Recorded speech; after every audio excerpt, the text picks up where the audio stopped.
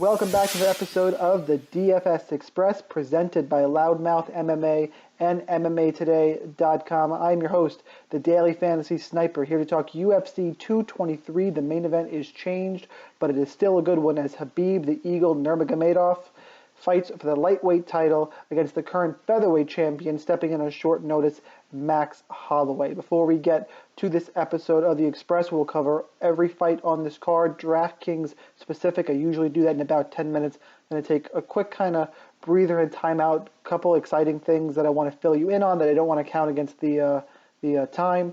First of all, I'll be at the event, UFC 223 at Barclays Center in Brooklyn. Please give me a follow on Twitter at the DFS Sniper. I'm going to be periscoping pretty much the whole time during the event. Doing the VIP experience, should have some behind the scenes stuff. Should be a good time. Some extra kind of content on Twitter as well as the weigh-ins on Friday. So please give me a follow on Twitter. With that, also on Friday, I will be the host. So my analysis will be mostly here and on Loudmouth MMA, but I'll be hosting the Fight IQ podcast. It is DraftKings specific, hosted, presented by RotoWire. The co-host for that will be Sun Tzu, who I'm sure a lot of you know very well as Chris Olsen. So if you don't follow those guys, please give them a follow. Sun Tzu and I will be at the event, as I mentioned, Friday and Saturday.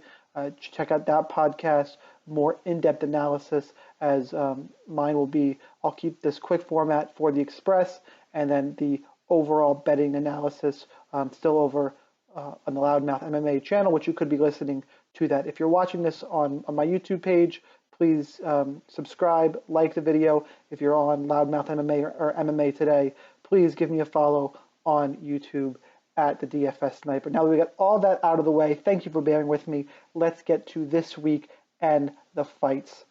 Khabib the Eagle Nurmagomedov 9,100, Max Holloway 7,100, and personally I think Max Holloway has signed up for a night of pain. Khabib was probably going to dismantle Tony Ferguson, but I thought Tony Ferguson at least had a shot in the fight.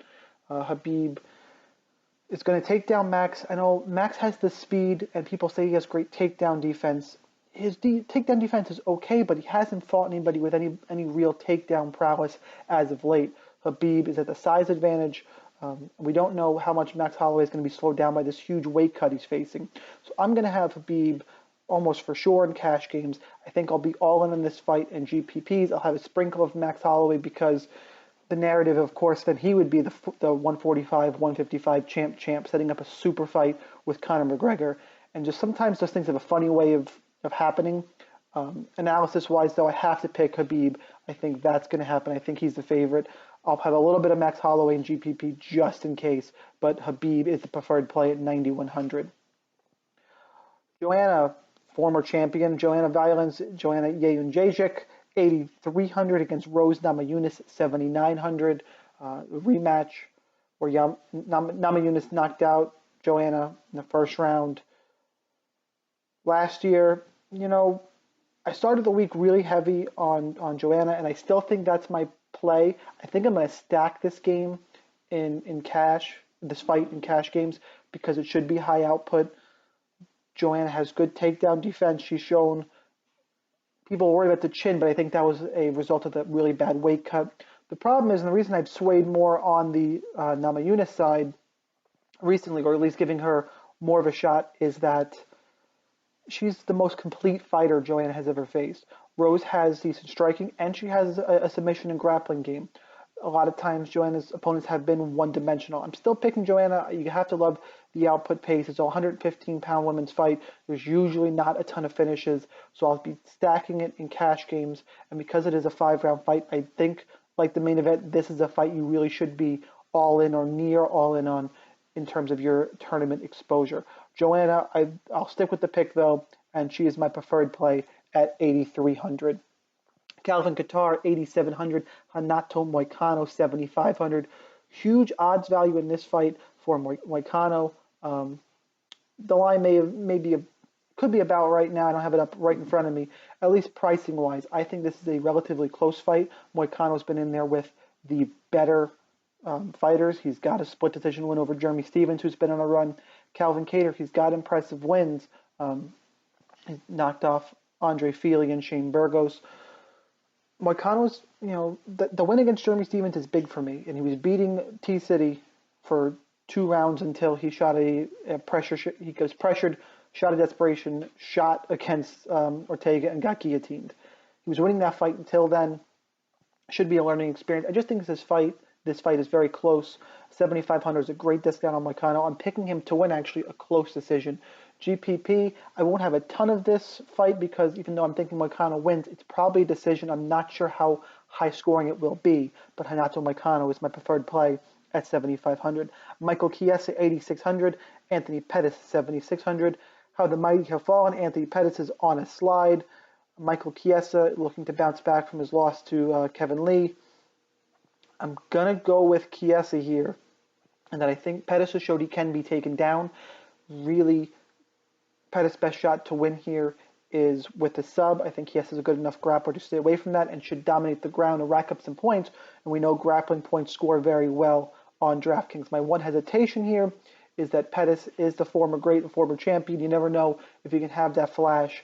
He appears to be on the downswing, though. I think the takedown defense and grappling proved to be his downfall here. Michael Chiesa is my preferred play at 8,600. Al Iaquinta, 8,200. Paul Felder, 8,000. This one hurts because I am a Long Islander. I'm going to go with Paul Felder. He keeps getting better and better each time out. Al Iaquinta, his only fight in the last, I think it's 3.5 years, is against Diego Sanchez, who's got no chin left. I worry about Iaquinta's motivation. Not about the paycheck. I'm glad he's holding out for what he thinks he deserves and obviously is worth because he got paid it. But he's got the real estate business, appears to be half in, half out of fighting. I think this is going to be a stand-up battle.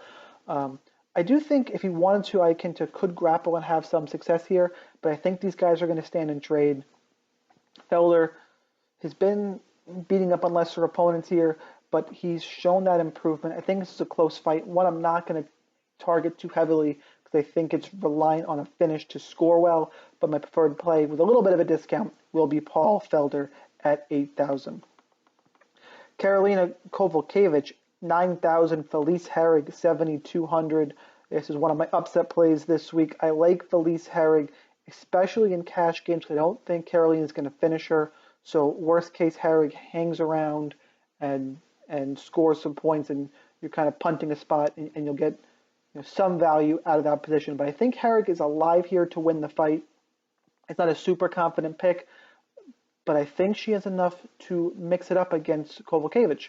I think she's got decent striking. I think Karolina is probably a little bit better, but I think Herrig can close the distance. I think she'll be stronger, get her in the clinch, maybe get a takedown or two. We've seen Karolina can be exposed in the ground. Gedalia is a different beast than Herrig, but Gedalia and Herrig are good friends.